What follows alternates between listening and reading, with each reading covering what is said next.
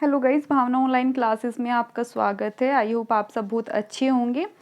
देखिए, कल हम लोगों ने सीखा था कि एवरेज कैसे निकालते हैं, और एवरेज निकालने में मैंने आपको 2-3 रूल्स बताए थे। एक गोल्डन रूल बताया था और फिर एक बेस मेथड बताया था। डीआई में आपका बेस मेथड काम आता है, गोल्डन रूल भी काम आता है। आप गोल्डन रूल को भी अप्लाई कर सकते हैं।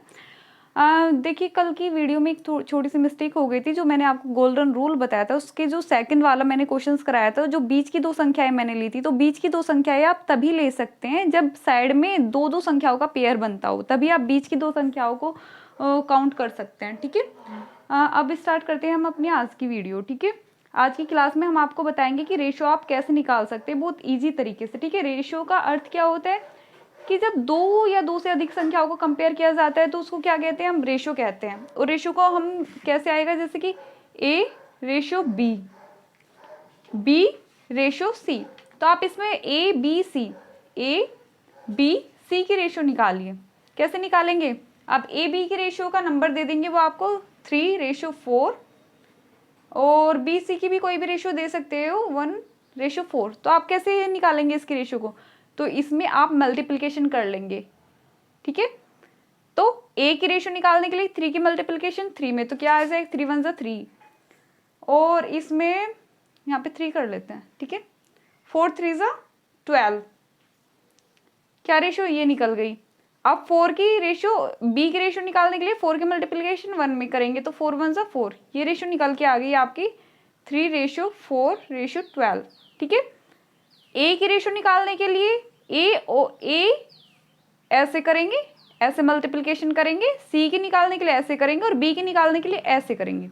ठीक है, अब देखिए चलते हैं हम यूनिवर्सल मेथड पर कि आप यूनिवर्सल मेथड से कैसे सोल्व करते हैं रेशो को। जैसे कि आपकी रेशो बड़ी संख्याओं की होती है, ए रेशो बी रेशो सी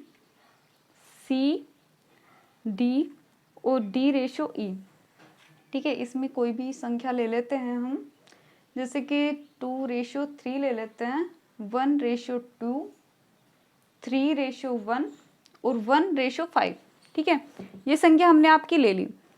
तो अब यूनिवर्सल मेथड, अब इसमें पूछा क्या आपसे, A B C D E की रेशो ज्ञात कीजिए। कैसे ज्ञात करेंगे आप इसकी रेशो को, तो आप यूनिवर्सल मेथड यूज कर सकते हैं। कैसे, इसकी रेशो हमको ज्ञात करने की, इसकी रेशो क्या है, तो A B C D E को लिख लिया आपने, क्योंकि हमें इनकी रेशो ज्ञात करनी है। अब एक में क्या है, 2, ए की संख्या क्या है हमारे पास में 2, बी की क्या है 3, बी की एक और संख्या है हमारे पास में 1, सी की क्या है 2, सी की एक और संख्या क्या है 3, डी की संख्या क्या है 1, डी की एक और संख्या क्या है 1, ई की संख्या क्या है 5। अब ये क्या हो गया, हमारी सारणी बनकर तैयार हो गई। अब इसमें जो जगह खाली है उसमें क्या करेंगे, जो नंबर है वैसे ही सेम नंबर हम सीधे लाइन में उतार देंगे। अब यहाँ पे 3 है, यहाँ पे खाली है तो 3 3 3, यहाँ पे 2 है, यहाँ पे खाली है तो यहाँ पे भी 2 2, यहाँ पे 1 है, यहाँ पे खाली है तो यहाँ पे 1। अब इधर भी ऐसे करना है, यहाँ पे 1 है, यहाँ पे कोई संख्या नहीं है इसलिए यहाँ पे 1, यहाँ पे 3 3, यहाँ पे 1 है तो यहाँ पे 1 1 1। अब क्या करेंगे हम, अब इनका मल्टीप्लीकेशन करेंगे हम आपस में। 2 1 2, 2 3 6, 6 1 6, क्या आएगा इसका 6 रेशो। 3 3 9, तो इसका 9। ठीक है, और इसका 3 2 6, 3 2 6, 6 3 18। ठीक है, अब ये 3 2 6, 6 1 6, 6 1 6। ठीक है, 5 1 5, 5 2 10, 10 3 30। ये आपकी रेशो निकल के आ गई। अब देखिए, आपको क्या चीज देखना होगा, आपको ये भी देखना होगा कि क्या ये सारी संख्याएं एक नंबर से कट हो रही है, तो बिल्कुल हो रही है, 3 से हो रही है। 3 2 6, 3 3 9, ठीक है, 3 6 18, 3 2 6, 3 10 30।